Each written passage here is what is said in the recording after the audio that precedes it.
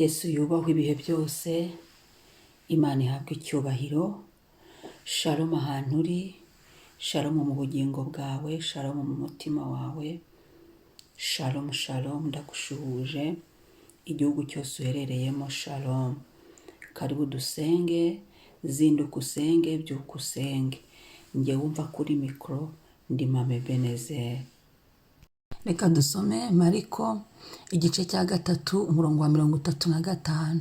Haravuga ngo umuntu wese ukora iby'Imana ishaka niwe mwene data, niwe mushiki wanjye, niwe mama.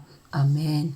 Umuntu wese ukora iby'Imana ishaka niwe mwene data, niwe mushiki wanjye, niwe mama. Amen. Mana turagushimiye, ijambo ryawe ni ukuri, ijambo ryawe ni ubuzima. Haleluya. Ndagushimiye kubwira ijambo. Igitondo tubyukanye icyifuzo cyo kugusanga ngo tubashishe gukora ibyiza. Mwuka wera w'Imana, turagushimiye ubuntu bwo kubaho. Turagushimiye kudusubiza mu mwuka tugahumeka ku buntu. Turagushimiye impano y'ubuzima. Turagushimiye mwami ko tugihumeka. Haleluya. Mu isi y'ababaho twongeye kubaho. Zina ryawe niryubahwe, zina ryawe nirishimwe, zina ryawe nirihimbazwe, zina ryawe nirishyirwe hejuru, zina ryawe niryamamare. Haleluya, haleluya, haleluya. Shimwa mwami Yesu Kristo. Haleluya. Mugaba w'ingabo, turagushimiye mwami w'abami, turagushimiye ibyiza utugirira, imbabazi utugirira, urukundo wadukunze, ineza yawe ni ndende kuri twe mwami. Turagushimira. Haleluya. Turacyazirikana ubuntu. Haleluya. Urukundo rwinshi.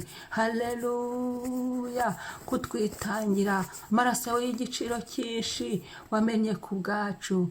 Nushimwe. Nyemera amaraso watwoze, hatwuhagire, hatuboneze. Cyandiko cyari kituriho cyose gisibangane, mazina yacu yozwe, ingingo zacu zozwe mu maraso ya Yesu. Duhinduke, duhinduke, tugire ingeso nziza, duhinduke, duhagarare nk'abakumenye mwami Imana. Duhagaze muri iri jambo, umuntu wese nakora ibyo ushaka. Haleluya. Uwo ni mwene se wa Yesu. Uyu ni Yesu wabivuze. Uwo ni mushiki wa Yesu. Uwo ni mama. Haleluya.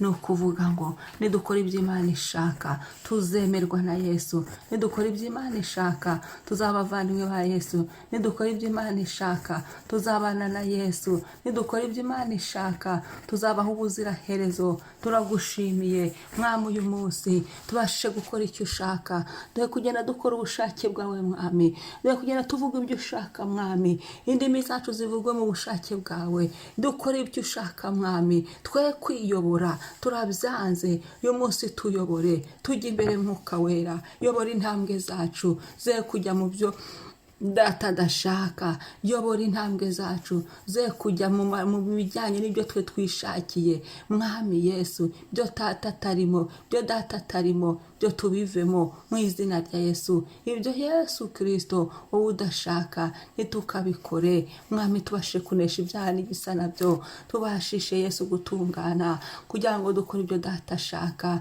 Tubashe kumugendera mu murongo yishimira. Tubashe kugendera mu ijambo rye. Haleluya. Turushaho gutungana rwose.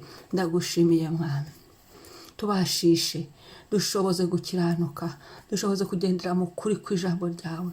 Dushoboze Kristo, dushoboze muri iki gihe nk'iki. Turinde kunanirwa, turinde kunanizwa, ahubwo dukomeze urugendo dushira amanga mu izina rya Yesu, mu mbaraga za Yesu, mu buntu bwa Yesu. Turasenze muri iri jambo Yesu Kristo. Turifuza gukora ibyo ushaka. Hari aho tubyifuza umubiri ukanga, ariko dusengeye imibiri yacu yemera ubushake bwawe, yemera umugambi wawe, yemera ibyo ushaka mwami. Hari aho tubyifuza tukaruha, ariko turisengeye. Dukuremo uburuhe bwose byaturushyaga, byatunanizaga, byatwitambikaga. None dukora iby'Imana ishaka. Ibyaha byadukubitaga hasi byo byose bikurweho. Ibyaha byadufatishaga mpiri byo byose bikurweho. Maraso yawe Yesu natwoze. Maraso yawe Yesu natunyuremo. Maraso yawe Yesu nanyure mu bihe byacu. Maraso yawe Yesu nanyure mu buzima bwacu.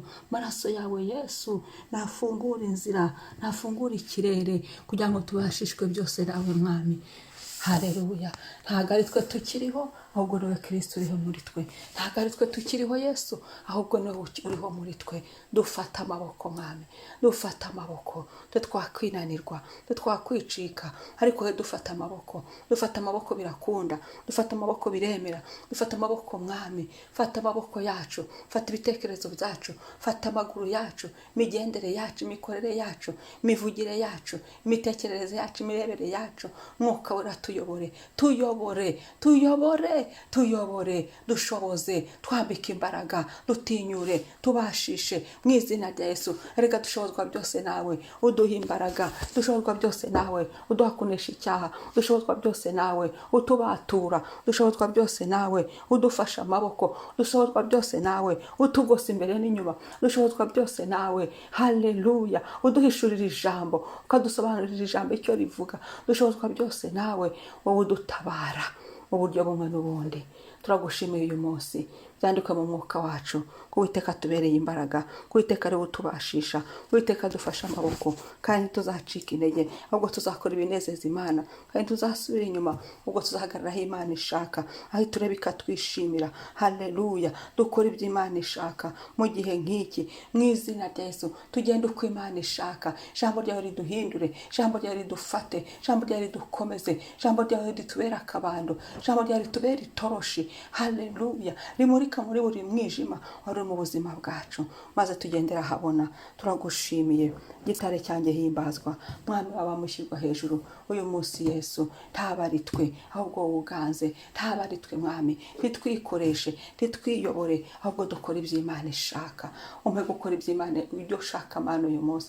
Umpe kugendera mu gushaka kwawe uyu munsi. Umpe gukorera mu gushaka kwawe uyu munsi. Yesu buri wese ndamusengeye ngo tubashishe gukora ugushaka kwawe mwami.